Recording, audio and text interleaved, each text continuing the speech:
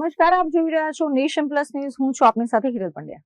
ગુજરાતમાં સ્થાનિક સ્વરાજ્યની ચૂંટણીના પ્રચારના અંતિમ તબક્કામાં ભારતીય જનતા પાર્ટીએ આક્રમક રણનીતિ અપનાવી છે, જેના હેઠળ ભાજપ દ્વારા સુરત, રાજકોટ અને વડોદરામાં ભવ્ય રોડ શોનું આયોજન કરવામાં આવ્યું હતું, જેમાં પ્રદેશ અધ્યક્ષ જગદીશ વિશ્વકર્માએ વડોદરામાં મોરચો સંભાળ્યો હતો. સ્થાનિક સ્વરાજ્યની ચૂંટણીમાં વિજય મેળવવા ભાજપે એડી ચોટીનું જોર લગાવ્યું છે. સુરતમાં મુખ્યમંત્રી ભૂપેન્દ્ર પટેલે તમામ 30 વોર્ડમાં વિકાસની સરવાણી વહાવવાના સંકલ્પ સાથે રોડ શોનું નેતૃત્વ કર્યું હતું. તો બીજી તરફ રાજકોટના તમામ 18 વોર્ડમાં કેસરીઓ લહેરાવવા માટે નાયબ મુખ્યમંત્રી હર્ષ સંઘવીના નેતૃત્વમાં ભવ્ય જનમેદની ઉમટી પડી હતી. વડોદરાની વાત કરીએ તો અહીં પ્રદેશ અધ્યક્ષ જગદીશ વિશ્વકર્માએ રોડ શોનો મોરચો સંભાળ્યો હતો.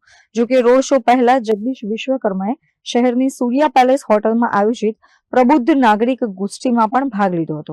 આ કાર્યક્રમમાં તેમણે શહેરના પ્રબુદ્ધજનો, શ્રેષ્ઠીઓ તથા વિવિધ સમાજના અગ્રણીઓ સાથે સીધો સંવાદ સાધ્યો હતો. વડોદરાના 19 વોર્ડના 74 ઉમેદવારો પૈકી 2 ઉમેદવારો બિનહરીફ જાહેર થયા છે, ત્યારે બાકીના 72 ઉમેદવારોની જીત સુનિશ્ચિત કરવા જગદીશ વિશ્વકર્માએ વડોદરાના રાજમાર્ગો પર ભવ્ય રોડ શો યોજ્યો હતો, જેમાં બહોળી સંખ્યામાં શહેરીજનોએ ભાગ લીધો હતો. પ્રચારના આ મહાકુંભને જોતા ભાજપ તમામ મહાનગરોમાં ક્લીન સ્વીપ કરવાના મૂડમાં છે, એવું રાજકીય વિશ્લેષકો અનુમાન લગાવી રહ્યા છે. કેમેરામેન નવનીત પરમાર સાથે Chirag Patel, Nation Plus News, Vadodara. સમાચારોના સતત અપડેટ મેળવવા માટે અમારી નેશન પ્લસ ન્યૂઝની યુટ્યુબ ચેનલને સબસ્ક્રાઇબ કરો, બેલ આઇકન દબાવો અને જોડાયેલા રહો ફેસબુક, ઇન્સ્ટાગ્રામ અને ટ્વિટર પર.